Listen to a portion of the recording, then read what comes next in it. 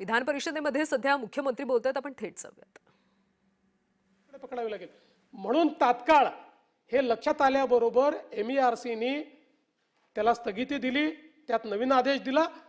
लोक सुप्रीम कोर्टात गेले, सुप्रीम कोर्टाने सांगितलं की आदेश तर ठीक आहे पण तुम्ही पुन्हा सुनावणी केली पाहिजे आणि म्हणून पुन्हा सुनावणी चालली आहे. याच्यामध्ये सगळे जे काही फिगर्स आहेत हे सगळे फिगर्स मॅटर ऑफ रेकॉर्ड आहे, त्याच्यामुळे आपण ते तपासू शकता. दुसरं आपण जे सांगितलं, आता सगळ्या 100% फिडरवर स्मार्ट मीटर लागलेलं आहे, त्यामुळे आपल्याकडे आता कुठलंही अंदाजपंची काम नाही. 100% सगळे फिडर जे आहेत त्याच्यावर काम झालंय. ग्रीड सपोर्ट चार्ज जो आहे हाही रेट्रोस्पेक्टिव्ह नाही. ग्रीड सपोर्ट चार्ज 1 फेब्रुवारी 2026 पासून आपल्याला लावायला सांगितलाय, त्यानुसार तो आपण लावलाय. आणि पुन्हा एकदा सांगतो की आपण जर बघितलं तर या ठिकाणी जे काही 25-26 मध्ये आपले जे विजेचे दर आहे, तमिळनाडू 9 रुपये 30 पैसे, तेलंगणा 9 रुपये 20 पैसे, मध्य प्रदेश 8 रुपये 27 पैसे, महाराष्ट्र 8 रुपये 19 पैसे, उत्तर प्रदेश 8 रुपये 15 पैसे, गुजरात आपल्यापेक्षा आता कमी आहे, तो 7 रुपये 87 पैसे. पण आता आपण दरवर्षी, कारण आपलं आता मल्टी इयर टॅरिफ झालेलं आहे, मल्टी इयर टॅरिफ मध्ये दरवर्षी 2030 पर्यंतचं टॅरिफ हे आता आपलं फायनल झालंय. आता 2029-30 मध्ये काय परिस्थिती राहील? 29-30 मध्ये अगदी या राज्यांनी भाव वाढवले नाही तरी महाराष्ट्राचं टॅरिफ असेल 7 रुपये 43 पैसे, जे आत्ताच्या आपल्या वाढीच्या कलानुसार, जे गेल्या 20 वर्षातला वाढीचा कल आहे त्यानुसार ते 14 रुपये असायला पाहिजे होतं, ते 7 रुपये 43 पैसे MERCने आता फिक्स केलाय. त्यामुळे 2029-30 मध्ये आपण सगळ्यात कमी असू.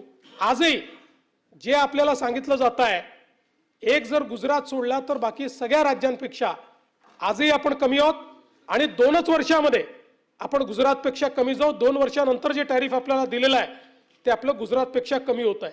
आणि म्हणून मला असं वाटतं की हे जे सातत्याने सांगितलं जातं की महाराष्ट्रातलं टेरिफ हाय आहे, मला आपल्याला सांगायचं आहे की जर महाराष्ट्रातलं टेरिफ हाय असतं, आपल्याला आश्चर्य वाटेल. आपल्याकडे उद्योगांमध्ये विजेचा वापर हा प्रचंड वाढलेला आहे आणि सगळ्यात मोठा रेकॉर्ड तर असा आहे की गेल्या 2 वर्षांमध्ये विजेची एकूण मागणी 20% वाढली आहे. 20%. 20% कशाला म्हणतात? पूर्वी 10 वर्षात 20% वाढत नव्हती. याचा अर्थ असा आहे की उद्योगही येत आहेत, विजेचं कन्झम्पशनही वाढतंय.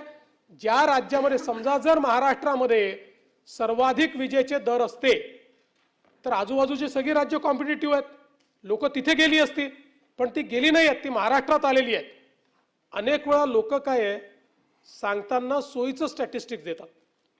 महाराष्ट्रामध्ये तर आपण वेगवेगळ्या प्रकारच्या सुटी ज्या दिलेल्या आहेत त्या इतक्या मोठ्या प्रमाणात दिलेल्या आहेत की त्या सगळ्या आजही, त्या सगळ्या सुटी जर अकाउंट फॉर केल्या तर आपण सगळ्यात कमी जाऊ. आणि तिसरं तुम्हाला महत्त्वाचं सांगतो, ग्रीड सपोर्ट चार्ज मधनं समजा जर पूर्वी एवढाच पैसा कमवायचा असेल किंवा त्यापेक्षा जास्ती कमवायचा असेल तर केवळ बॅटरी स्टोरेज मध्ये गेलं तर हे सगळे प्रॉब्लेम सॉल्व्ह होणार आहे.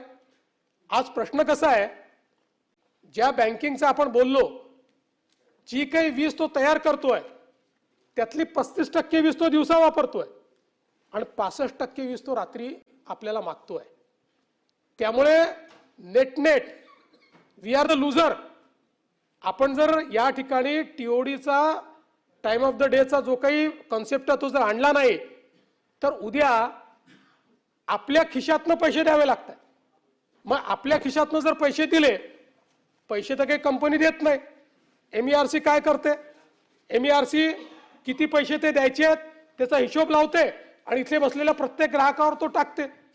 तर आपण दुसऱ्याला लॉस न करता जर एखादा निर्णय केला तर तो निर्णय योग्य आहे, पण आपला लॉस करून दुसऱ्याचं प्रॉफिट करायचं. आपला म्हणजे सामान्य ग्राहकाचा लॉस करून दुसऱ्याचं एक विविक्षित 40,000 लोकांचं प्रॉफिट आणि 3 कोटी लोकांचा लॉस, हे काही योग्य नाही.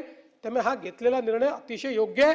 मात्र ज्या लोकांना असं वाटत असेल की याच्यामुळे त्यांच्यावर अन्याय होतोय, त्या सगळ्यांना आम्ही सांगितलंय तुम्ही बॅटरी स्टोरेजमध्ये जा, तर तुम्हाला आहे त्यापेक्षा जास्त फायदा होईल.